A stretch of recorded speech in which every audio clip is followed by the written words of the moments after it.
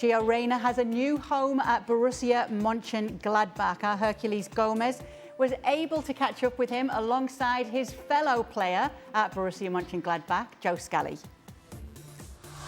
Gio, this is for you. What specifically out Gladbach made you think this was the right place for you, that this was the right adventure and moment in your life to make the move? Yeah, I think number one, speaking to the coach, gave me a really good feeling. Being wanted, obviously, still a big club that has ambitions to finish high up in the Bundesliga. So, yeah, I think another opportunity for me to also just play, get in the field, get rhythm, yeah, and then sort of get going again. So, just a change was needed, regardless of where it was. You know, other countries, different leagues. Gladbach seems that I can make that happen too. So, yeah, of course, watching him play week in, week out was more just nice to watch him play and cheer him on and support him. But yeah, I mean, it was definitely one of the reasons why I wanted to come here was for sure playing time. Obviously, you know, I feel like it's the time to take the next step for me, and also, of course, with the national team now too. It's obviously really important that I play, wanting to come back in and yeah, be ready for the World Cup more than anything. Gio, you brought up the national team. The call-up, the roster was dropped yesterday. Yourself and Joe weren't on it. I guess your immediate reaction, Gio, to not seeing yourself or Joe on it, what was it? Yeah, I mean, I can't really be, I guess I'm just speaking for myself. I can't be too surprised if obviously I haven't played any games with club yet this season, and I haven't played any even preseason games. So, yeah, I don't want to speak for Joe. That's obviously he can speak for himself on that. But for me, I can't obviously be mad about it. Of course, I want to be back in, but I only know that's only possible with playing time and performing well. So that's how it is. That's how it should be also. Joe? Yeah, I mean, of course, you know, I played the last, I think, 2 years, almost every game for the national team, and then to miss out on the Gold Cup in this camp, of course, it's upsetting. You know, you feel like you put yourself in a position when you play all the games to be there, but in the end, you know, it's the coach's decision. I respect that, and of course, I'll do everything to hopefully be back in the next camps.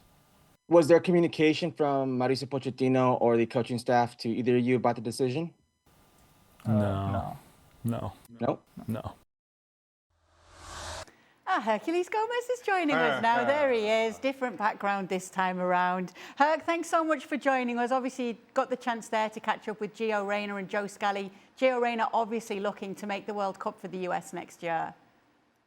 Yeah, he obviously is. I promise there's a little bit more Joe Scally there. We didn't get much of him, but Joe's actually the one that showed a little bit more emotion of not being called up. I think Gio was very measured. He had his eyes and sights set on the 2026 World Cup, but it was I would say, much more mature Giovanni Reyna. When you're 21, 22 years of age and things don't go your way, sometimes, and I've been there and I'm sure the guys have been there as well, you tend to speak out a little more, lash out.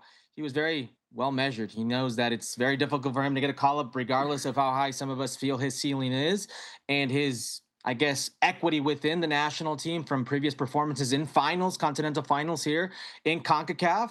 He said, I'm not playing. I didn't play in the Club World Cup. I've not played this season. I've not really played much at all. And in the interview, I asked him, and you'll get to see a little bit more of that tomorrow on Football Americas, what do you think went wrong? What was it that didn't go well in the last 3 years, 4 years? And he was very blunt. You know, I couldn't get on the field. I couldn't consistently play.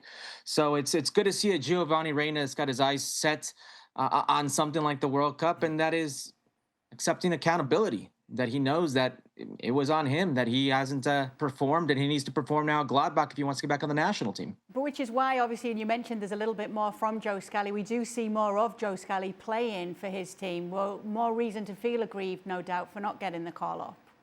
Yeah, okay, that's the one thing, and I'm sure the guys have been there with their national team where there's maybe moments they felt they've been playing very well or just playing more than some of the other guys in the pool at a higher level, and maybe the call-up doesn't go their way.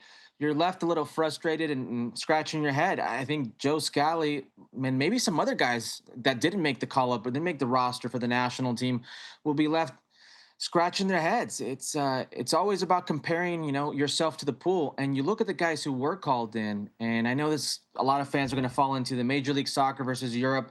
It's not about players being called in for Major League Soccer. I think it's a lot of which players and the amount of players and the type of player that was called in over some of the guys who are playing consistently at a higher level. Joe Scally's been one of the more consistent, U22 players in the top 5 leagues in terms of minutes in the last couple of years. That's who he's been. He's a consistent starter for Gladbach, a team that's searching, European spots. He's a World Cup veteran. He was there at last World Cup, even though he didn't step on the field. He plays multiple positions. Play him in the right as a right back, on the left as a left back. He plays wing back. He's even played as a third center back. So he's really, I would say, justifiably a little confused. But he didn't show that anger or confusion, but you can tell that it's something that's been keeping him up at light. So this is a player that desperately wants to get back on the national team. I would say 2 guys that are now looking at this next season as an opportunity to make their way back. Herc, you obviously talked with them about them not hearing from Pochettino when they weren't called up. Is it normal that happens, that you don't get a call from the coach when you're not called up? What was it like for you when you weren't called up in previous squads? Well, I don't know what it was like for Shock or Craig, but when I wasn't called up, that was normal. I wouldn't hear from the coach. But if you're a bigger player on that type of team, if you're a guy with that type of equity, sometimes you get a call up. The only coach who ever called me up when I didn't make the team was Jurgen Klinsmann. I had not appeared for the national team in maybe 4 or 5 months and called me to tell me I wasn't going to the World Cup. And this, I'd come off a year injured and I was totally blown away. Would never expect the national team coach to call me because I didn't make the team, let alone when I hadn't played in months. That's the only coach. For every other coach, it's business as usual. There are certain players with certain pedigrees that these rules don't apply for. Christian Pulisic, if you will. And I would have guessed Gio Reyna, with the focus being on him and his profile and just his ceiling. If Mauricio Pochettino realistically thought he could be a big player for him, he would have garnered some sort of phone call. He would have garnered something, about the move or about not being called up. That wasn't the case. And you can see it on their face when they answered no. And for a player, sometimes that's a tough pill to swallow if you think you're an important player. For some of us mortals, that's just comes with territory. Common practice? I don't know. I'm not being big-headed about this, but I've never had that problem. I've never had that call. No. Well, I've never. Is it reserved for the bigger competitions then when they do call you to say you're not coming? When I won my first cap for Scotland, I was never not called up to a squad until I had my 45th or 46th cap when I finished. I missed some squads, but I missed it through injury or suspension, so that was my own doing. So I was lucky enough that during my career, I didn't, my career with Scotland, going to the World Cup in France and the Euros in England in '96, that I was always in the squad and generally always playing. So, but I know guys that are in that scenario, and I also know guys that were playing regular in the Premier League in England for big teams that rarely played for the team. They were always in the squad, and they came to all these games and were always the 16th or 18th or 20th man. That's almost as tough as sitting at home, because you're turning up and you're not playing. Now, a lot of teams are not like that now, but that's what it was like for us back in the day, because we had a pretty settled 11. But fortunately, I wasn't in a scenario where the manager sort of didn't call me up to the squad. And I don't know how I would have handled that, to be honest. I mean, as Herc said, Joe Scally seems on the face of it to be taking it quite well. I think I'd have been, if it was me, I think I'd have been a little bit angrier. If I was in Scally's position, absolutely. He is playing a lot. To the point, I don't think managers need to or generally do call you if they're leaving you out of the squad. They don't need to tell you if they're picking in the starting 11 or not. You find that out on the day, as it may be. Those things, for me, I don't think are par for the course. But to Craig's point about Scally and his performances, consistent performances at that level, if you're not in a squad, you got to ask questions. You wonder what else you need to do to prove your value to the current manager. And as Craig said, I'd be a whole lot angrier at being left out in this match. Tell you what, though, the call isn't the issue. I tell you what, though, and Herc knows much more about this than me, but from the outside, I'm talking about the US, that is. from the US men's national team, from the outside. This is a huge 12 months, obviously. The World Cup's here in sort of North America, most of it in the United States. And the manager who's come in with this big reputation, obviously from managing in England and France and other places, he's not the most convincing at the moment, is he, in his decision making? And that's me being kind.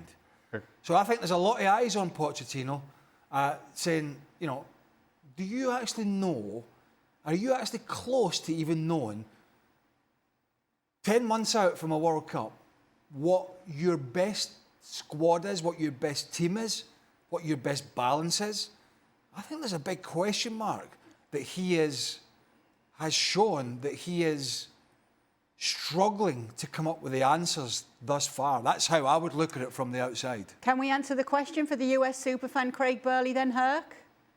No, I think Craig's very much a super fan, and he's in the same boat as the other super fans. They're left asking the same question. We've all been fortunate enough to play in the World Cup. I'm not going to sit here and say you shouldn't give guys an opportunity. I made the World Cup without playing a single minute, a single appearance in the World Cup cycle. And then I didn't make the World Cup in the next cycle, being involved pretty much the whole way through. These things happen when there are new faces coming in, but certainly at some point you have to lock in an 11. And if you're Mauricio Pochettino, by my estimation, has 4 windows left, you're behind the 8 ball. You don't have a lot of time. And I want to be fair to Mauricio Pochettino. I don't want to hold his past against him. There are many questions about his past. There's time, at PSG, his time at Chelsea, some of his selections, et cetera, et cetera. But when you're in this boat, when you see that you have a home World Cup, what you have to do with no foreseeable important games in the future is really hone in on who can help you. It doesn't seem, to Craig's point, like he has an idea of who can help him. Forget the 11. He's really going all over the place with this. There are some players who are getting their first taste of national team experience at 29 years of age, and maybe were 10th, 11th, 12th on the depth chart if there was a depth chart for them. And some players who are playing at a high level in very big teams aren't called up. And he uses an example of Weston McKennie. Well, Weston had, the Club World Cup and he didn't participate, and we want him to concentrate and get a good preseason with his team. He doesn't go in, but his friend Timothy Weah was in the same boat and he's in. So there's a lot of inconsistencies in the call-up, and fans, I would say rightfully so, have a lot of questions. And no doubt a lot more talk about it on the next edition of Football Americas with Herc, Sebastian and Alexis coming up on Thursday tomorrow, 8:30 p.m. Eastern on ESPN+.